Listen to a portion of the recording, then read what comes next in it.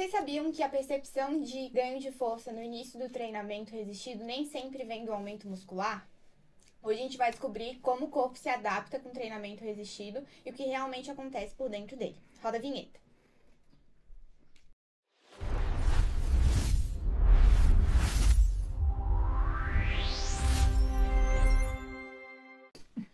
Oi, gente, sejam bem-vindos a mais um episódio do Cinesiocast. Somos alunos da quarta fase de fisioterapia da UDESC. Esse projeto é da disciplina da professora Manuela Carlot, Cinesioterapia 1, e hoje a gente vai falar sobre um tema essencial na fisioterapia e no treinamento físico, que são os exercícios resistidos. É isso aí, eu sou a Bia, né, e eu tô muitíssimo animada por esse nosso episódio. E muita gente acha que o treino resistido é só para ficar forte, mas ele também é fundamental para tratar lesões e aí a gente vai conseguir entender melhor, né, ao decorrer do nosso diálogo. Eu sou a Max e eu não sei não, hein? Toda vez que a gente fala de treino resistido, eu só penso dor no outro dia. Mas vamos lá, né? Eu quero ver se vocês me convencerem que isso vale a pena mesmo. Bom, eu sou a Sol e aceito o desafio, Max. Hoje a gente vai mostrar que o treinamento resistido é muito mais do que levantar peso. Ele é ciência, adaptação e saúde em movimento. Então, pra gente dar início ao nosso bate-papo, o exercício resistido é qualquer forma de exercício ativo em que o músculo precisa contrair contra uma força externa, que pode ser do peso do próprio corpo, de elásticos, de máquinas e também de pesos livres. É uma parte essencial tanto nos programas de reabilitação quanto para pessoas que querem manter a qualidade de vida, melhorar o desempenho físico e desempenho muscular e para também reduzir o risco de lesões. Exatamente, Ana. O que torna o treino resistido tão importante é justamente essa capacidade de promover adaptações no corpo, né? E tanto no sistema nervoso quanto nos músculos.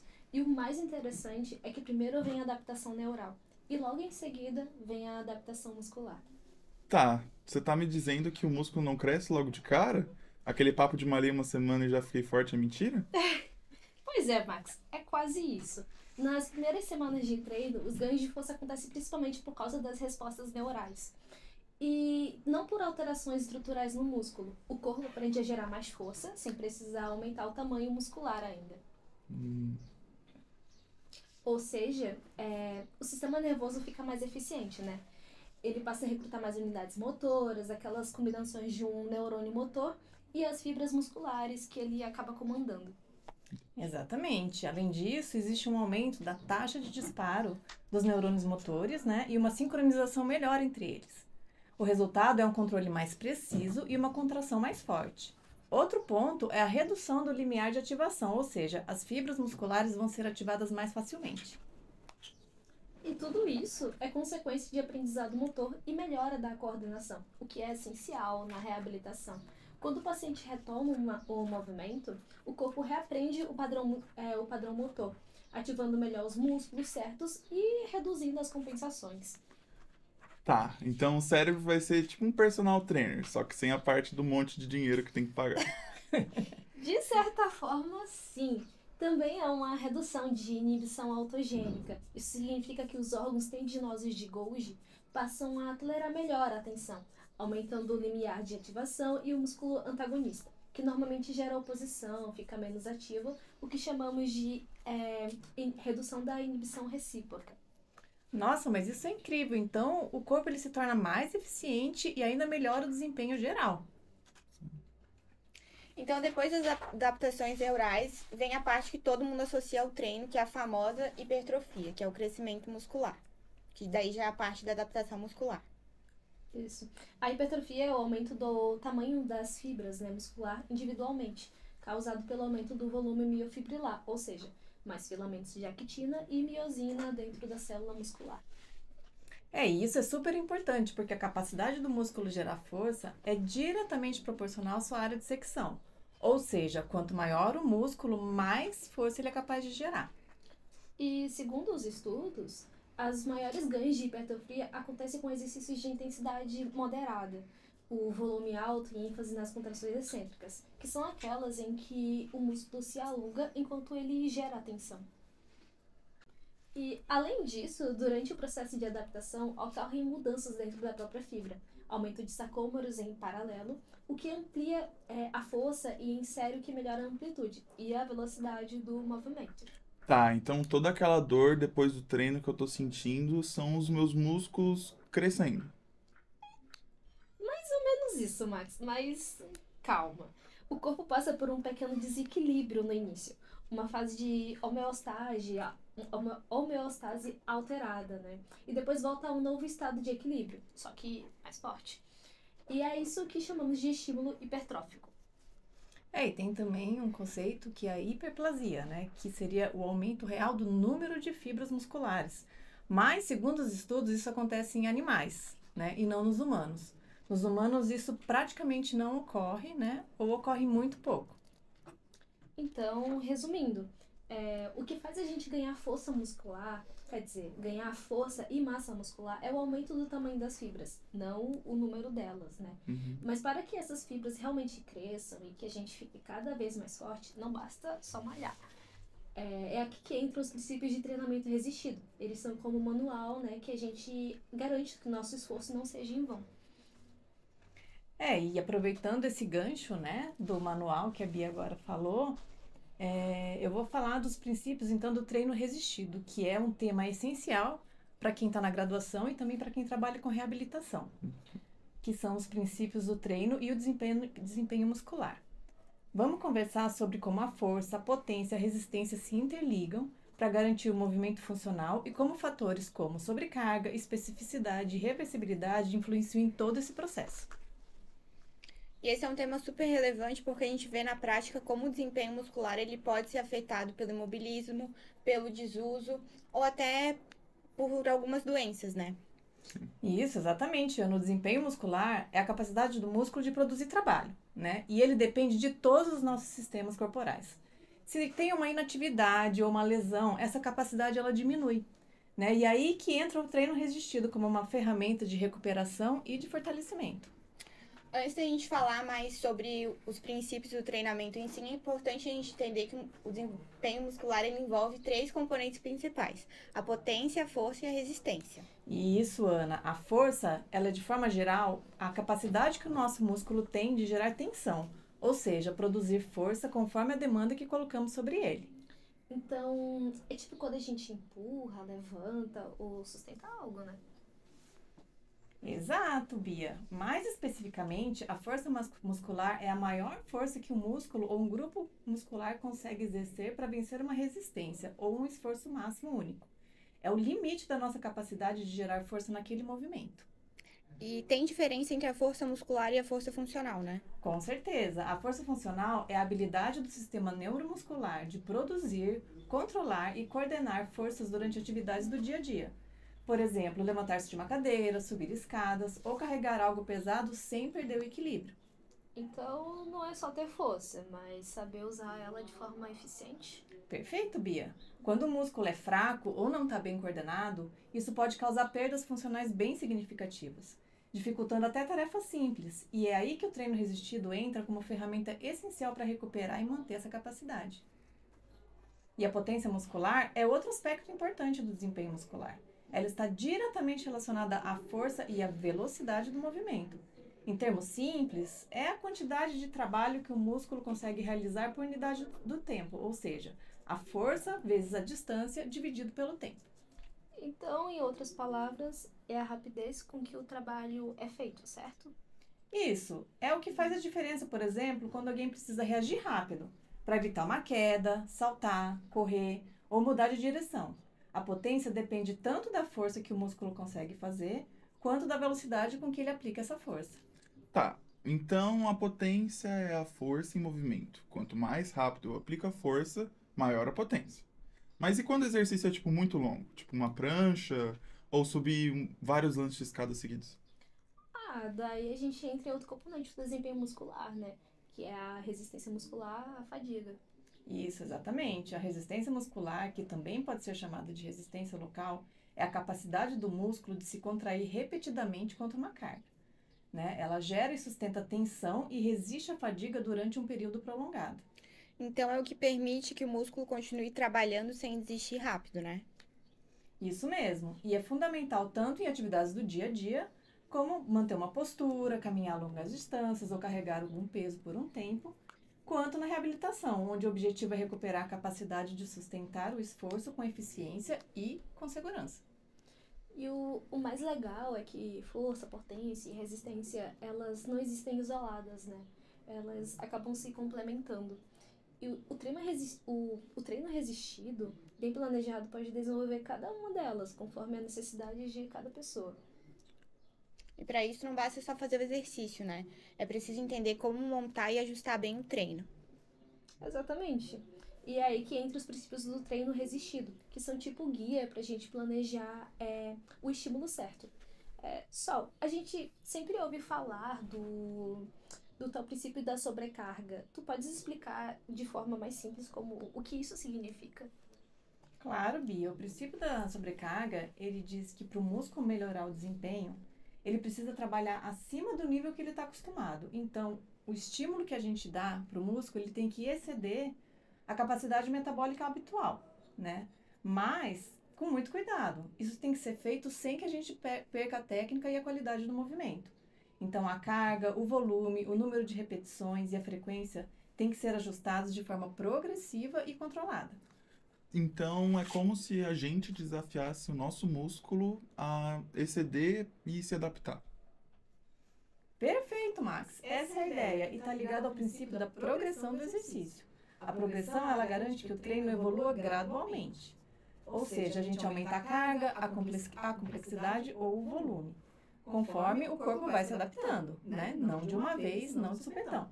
Mas é fundamental lembrar que o aumento da carga nunca deve acontecer às custas da perda de qualidade na execução dos movimentos. Então, a qualidade da execução tem que ser mantida. O controle, a postura e a técnica, elas vêm antes do aumento do peso.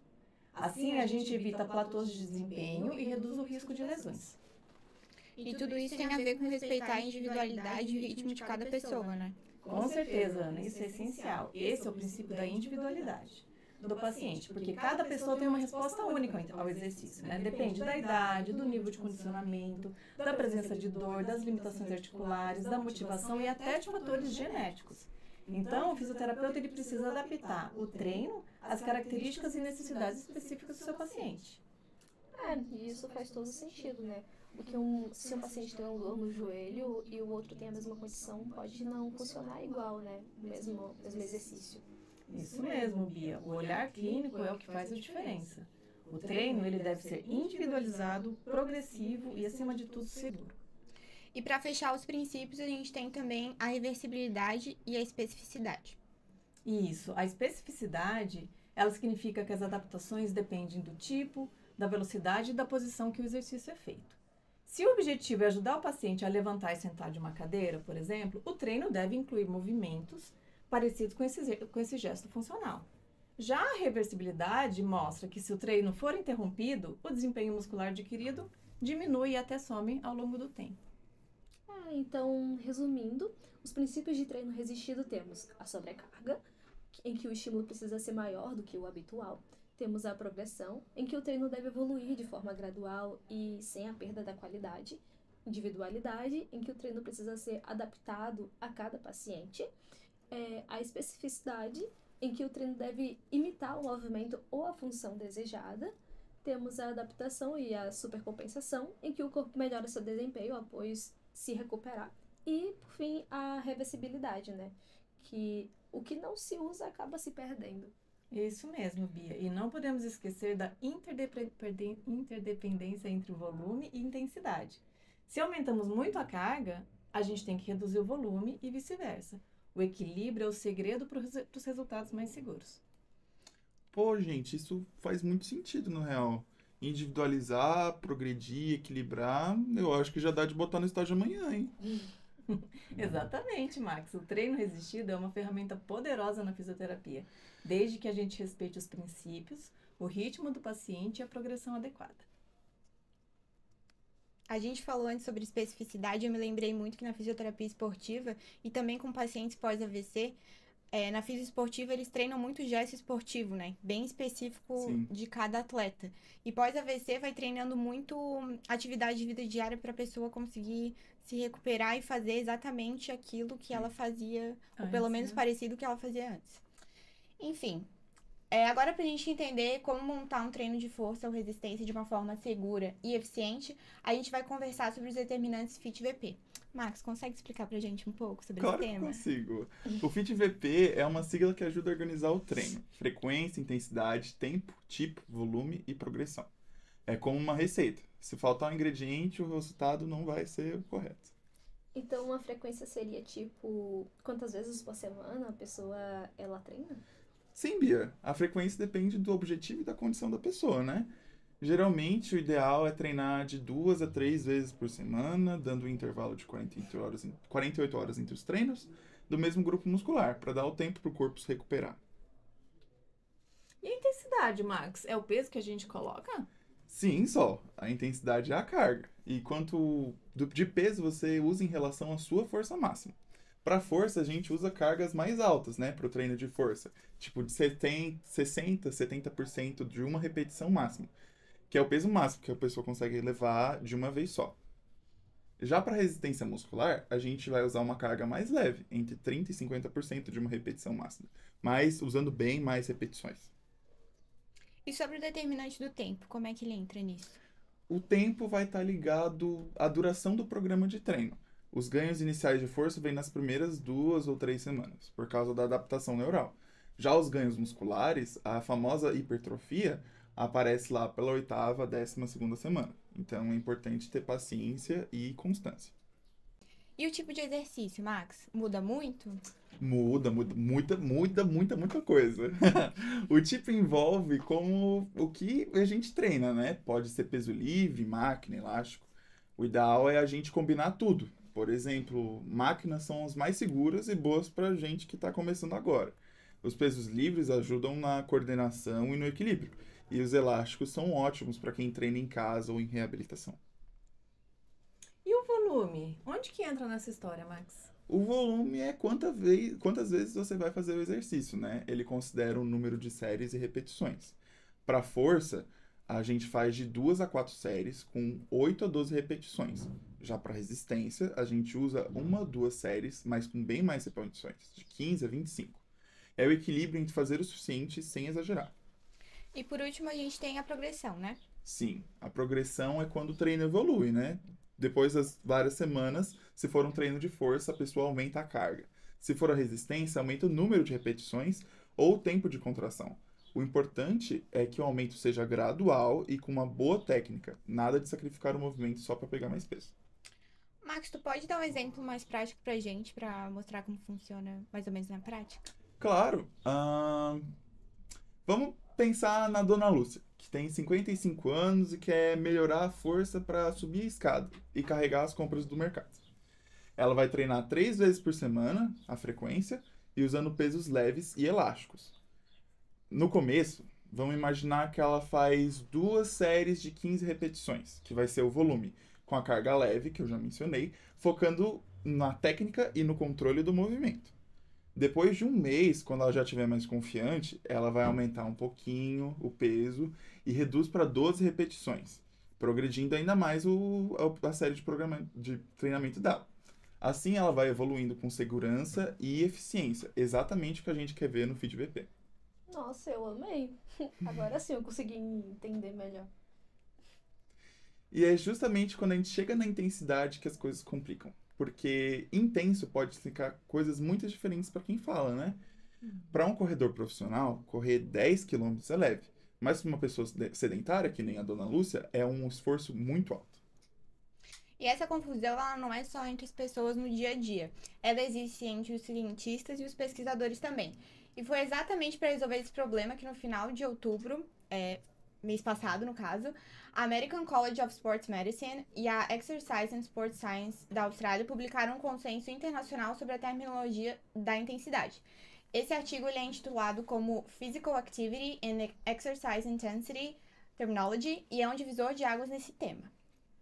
Esses artigos nascem porque... Esse artigo, principalmente, né? Porque não existia uma linguagem comum E, por exemplo, a Organização Mundial da Saúde falava em leve, moderado e vigoroso. Outros manuais já usavam muito leve e máximo. E os treinadores esportivos preferem falar em zonas de treino, tipo zona 1, zona 2, zona 3. E o resultado é que na hora de comparar os estudos tinha muita confusão. E fazer recomendações de saúde ou prescrever treinos com base científica ficava mais difícil.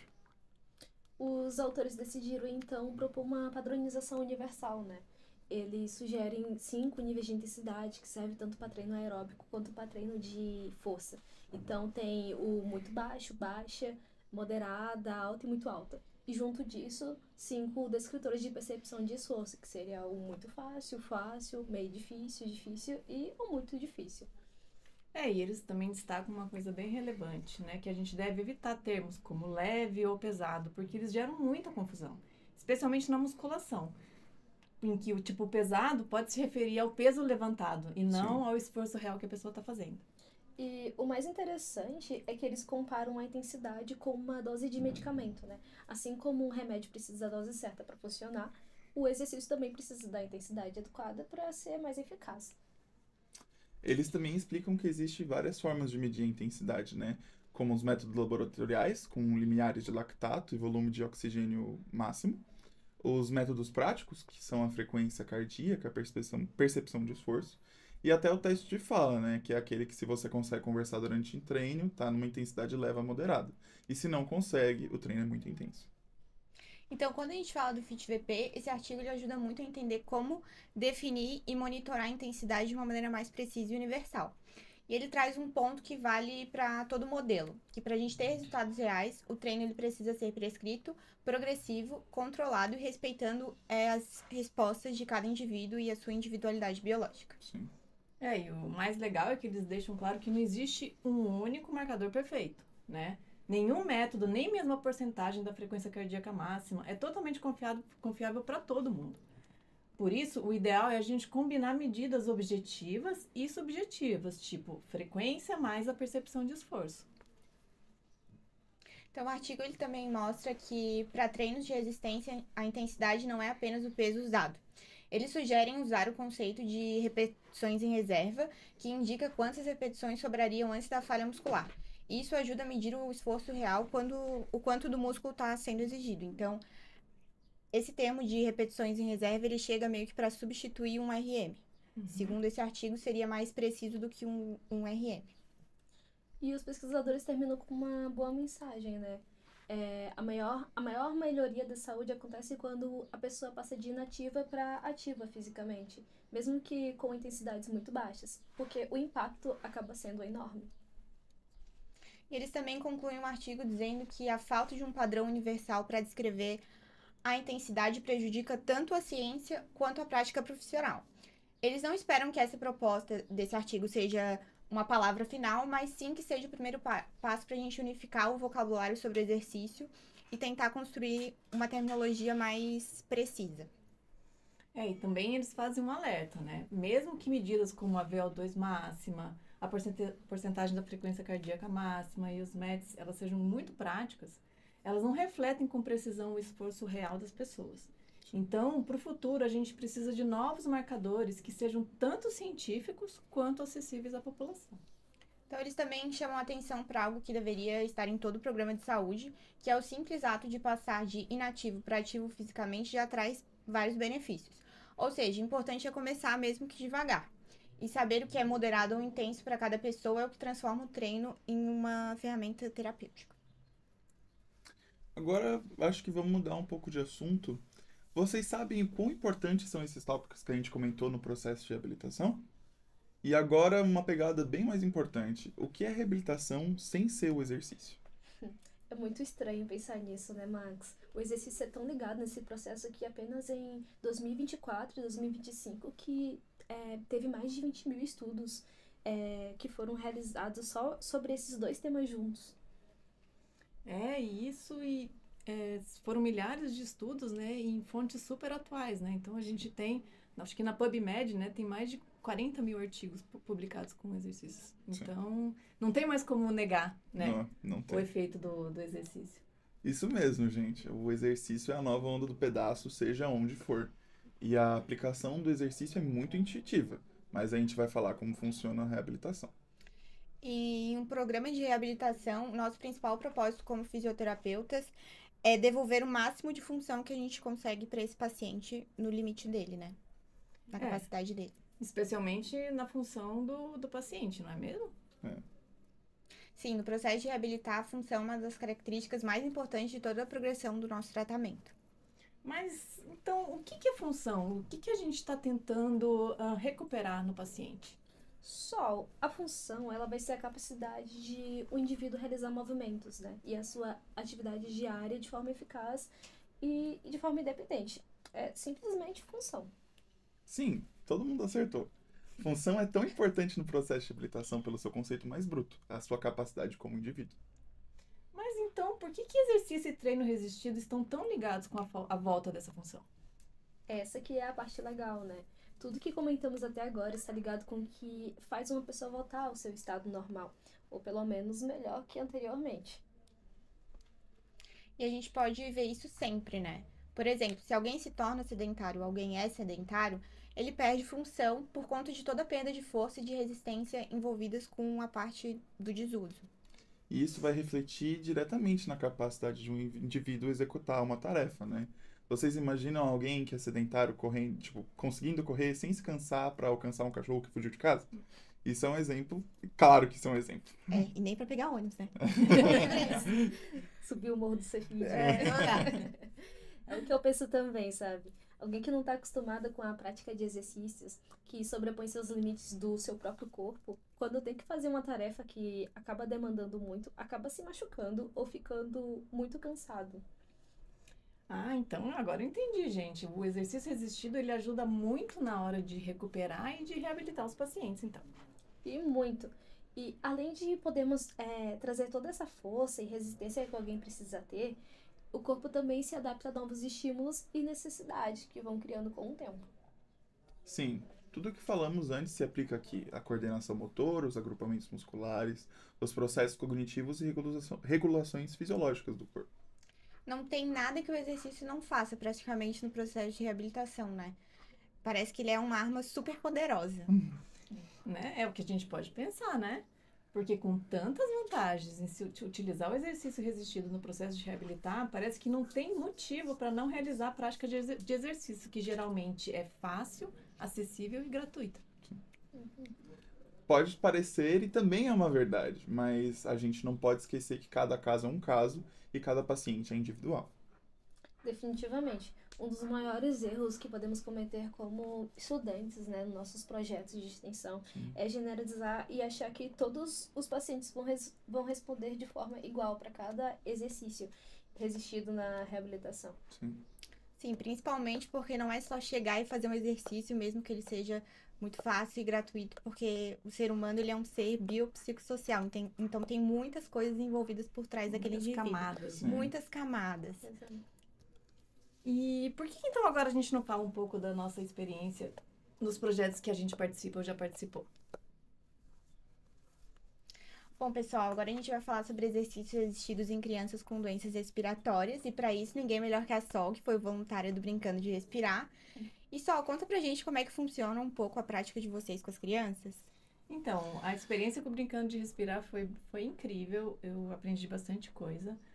A gente lá trabalha com crianças principalmente que têm fibrose cística e a bronquiolite obliterante. E o foco é unir terapia, movimento e alegria, né? Porque com criança tem que ser lúdico, não adianta. E muito do que a gente faz lá tem a ver com exercícios resistidos, né? Só que adaptados e apresentados de um jeito mais lúdico para que as crianças se animem. Aí, durante as atividades, a gente sempre cuida dos sinais vitais das crianças, né? Então, a gente avalia a saturação de oxigênio, a frequência cardíaca e também usa a escala adaptada de Borg, né? Para saber como é que está o cansaço nas pernas delas, né? Nos membros inferiores. E também a dispneia, né? A falta de ar.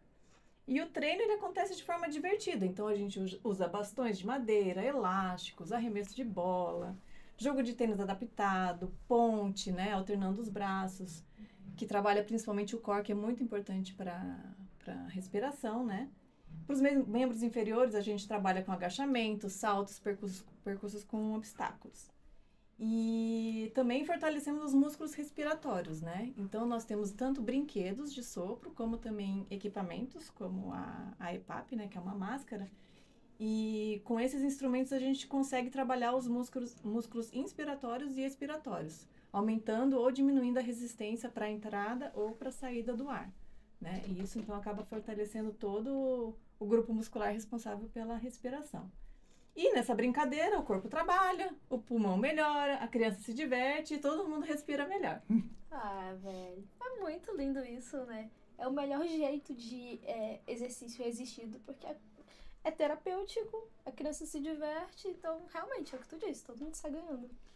Pois é, né? Eu achei que o momento resistência era só pro atleta levantar peso.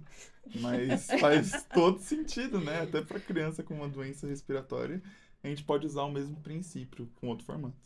Exato, Max. E o princípio da resistência, ele está presente em cada movimento. O importante é a gente adaptar a realidade e a necessidade do paciente. Bom, agora falando um pouco sobre pacientes com doenças crônicas. Semestre passado eu fui voluntária do NUREAB e foi uma experiência muito legal poder acompanhar de perto o trabalho com pacientes com DPOC. O protocolo de tratamento deles é baseado na GOLD 2026, que é uma iniciativa global para o manejo da doença pulmonar obstrutiva crônica, que tem como objetivo melhorar o tratamento, diagnóstico e a qualidade de vida de pessoas com DPOC. Então, tudo começa com uma avaliação bem completa, com a realização de testes funcionais, como o teste de caminhada de 6 minutos, a aplicação de escalas como a escala de Borg e a escala modificada de dispneia, que ajudou a identificar o nível de dispneia e a tolerância ao esforço que o paciente tem, e alguns questionários também, principalmente de qualidade de vida. Então, Ana, vocês conseguem ajustar o treino conforme a necessidade de cada paciente. Exatamente, Sol. Cada tratamento e paciente tem um programa individualizado e progressivo. Então, o foco está principalmente em exercícios resistidos de resistência, porque a DPOC causa perda de massa muscular e de força, principalmente nos membros inferiores, que afeta diretamente o equilíbrio e a mobilidade do paciente. Ana, e como são esses exercícios resistidos na prática? Então, a gente trabalhava principalmente com pesos livres e também alguns nas máquinas, faixas elásticas e o próprio peso do corpo, sempre respeitando a capacidade de cada paciente. As cargas, elas ficam em torno de 50% a 80% de um RM, a maioria um pouco mais baixo, né? Uhum. Com 2 a 3 séries de 8 a 12 repetições cada. E a gente fortalece principalmente os membros inferiores, porque isso melhora a eficiência da marcha, reduz a fadiga e aumenta a tolerância ao esforço. Tá, e a gente tá falando de pessoas que têm DPOC, né? E isso vai ser seguro mesmo para quem tem a limitação respiratória? Sim, Max, é totalmente seguro quando é bem supervisionado. Também o tratamento é baseado em alguns statements, que são usados como conduta terapêutica também, que mostram que o treinamento resistido ele é essencial na reabilitação pulmonar, ele melhora a força, desempenho funcional do paciente e também reduz a dispneia.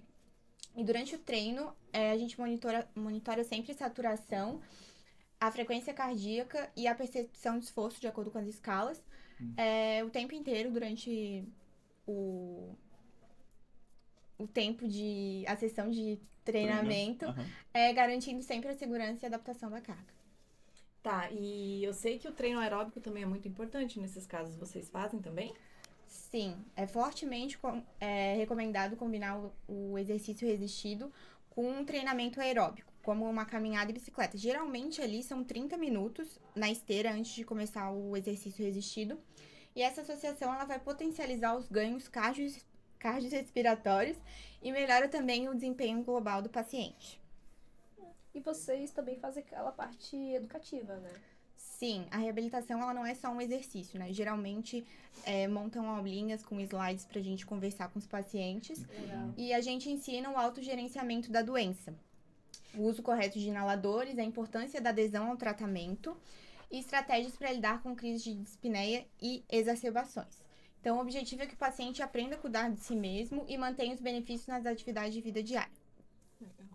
E qual é o maior resultado que vocês percebem assim atendendo? Então, os pacientes eles relatam melhora na força, menos cansaço para caminhar, subir escada sem parar, eles conseguem ganhar confiança para retomar atividades simples.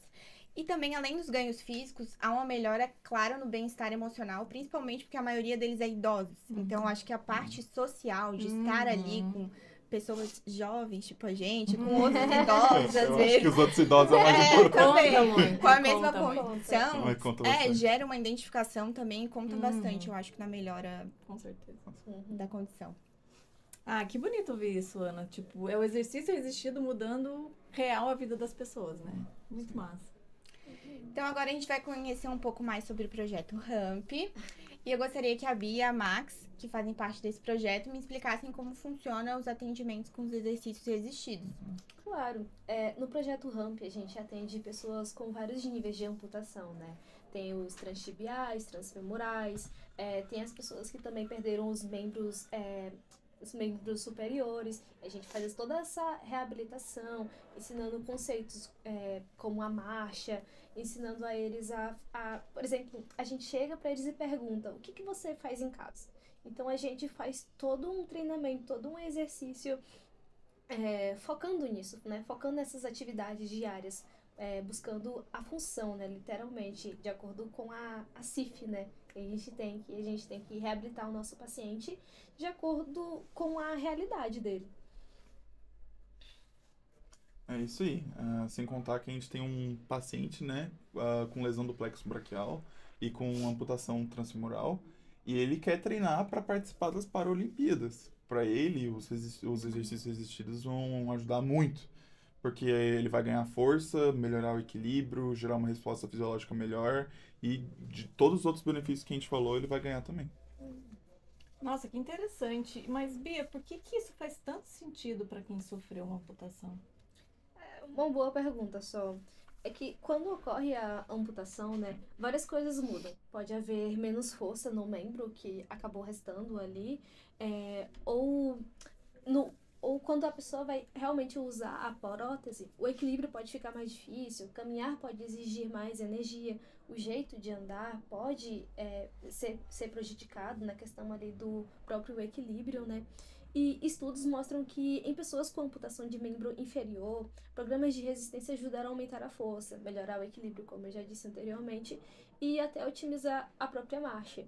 E então aplicar exercícios resistidos bem planejado ajuda a fortalecer essa base para que a pessoa tenha uma melhor qualidade de vida, né? Que é o que a gente vem trazendo bastante aqui. Uma coisa que eu queria falar também é que ali no RAMP a maior parte dos pacientes são mais idosos, né? E isso conta bastante, porque além de ele estar treinando força para usar a prótese ou para usar a marcha melhor, para caminhar melhor, também já ajuda no quadro deles de serem mais idosos, terem menos força, terem menos Menos resistência. autonomia, né? Exatamente. E ajuda muito na função e na hora de reabilitar também. Uhum. Então, para quem tá pensando em começar esse tipo de programa depois de fazer uma amputação, qual conselho vocês dariam para essas pessoas? Eu diria que o primeiro passo é fazer uma boa avaliação. Entender que tipo de amputação é, como tá o membro que sobrou, né? Ou a prótese que vai fazer e se há uma lesão associada com a amputação. Depois, adaptar o exercício à realidade da pessoa, do paciente, né? Considerar a carga, técnica e respeitar o que ficou do membro da prótese. Acho que isso é muito importante para quem quer voltar a andar, né? Ou, no caso, reabilitar. Em seguida, progredir gradualmente sem pular as etapas. Perfeito. E no projeto RAMP, nossa missão é exatamente essa, né? Tornar os exercícios resistidos viáveis, seguros e eficazes para a pessoa com amputação, com cuidado e respeitando a individualização de cada paciente. Muito legal, gente. Obrigada por compartilhar essas informações. Então, pra gente encerrar o episódio de hoje, vale a gente lembrar que o exercício resistido ele vai muito além do treinamento na academia. Ele é uma ferramenta de saúde, de reabilitação e para recuperar a autonomia dos indivíduos, seja para um atleta, um idoso que quer uma melhor qualidade de vida ou uma criança com uma doença respiratória. Então, cada músculo fortalecido é também um passo em direção a uma melhor qualidade de vida. Mas também a força sem orientação, ela pode virar risco. Então, para isso, sempre procure um profissional de saúde e principalmente um fisioterapeuta, que é o profissional que entende do movimento como uma ferramenta terapêutica. Então, a gente agradece todo mundo que acompanhou a gente nesse episódio do Cinesiocast. E fiquem ligados no próximo, que vai ser sobre exercícios resistidos de potência, que tem a ver com o nosso assunto um pouco aqui de hoje. E muito obrigada, Bia, Sol e Max, por compartilharem esse espaço aqui pelo bate-papo. Obrigada, Obrigado. pessoal. Foi bem divertido. Obrigada, Foi bem gente. divertido. Obrigada, equipe técnica. Obrigado. Obrigada pela equipe gente. técnica, foi ótimo. Tchau, tchau.